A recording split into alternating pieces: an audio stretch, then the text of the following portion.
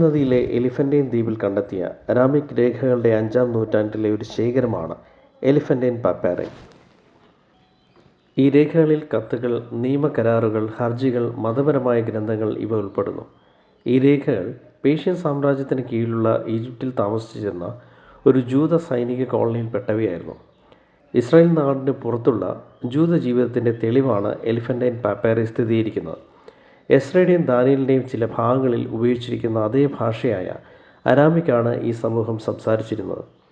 ജൂത നിയമങ്ങളും ആചാരങ്ങളും അവർ പിന്തുടർന്നു.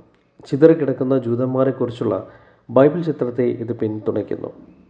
ഏറ്റവും ശ്രദ്ധേയമായ കണ്ടെത്തലുകളിലൊന്ന് എലിഫന്റൈനിലെ ജൂതന്മാർക്ക് യഹോവയ്ക്ക് ഒരു ദേവാലയം ഉണ്ടായിരുന്നു എന്നതാണ്.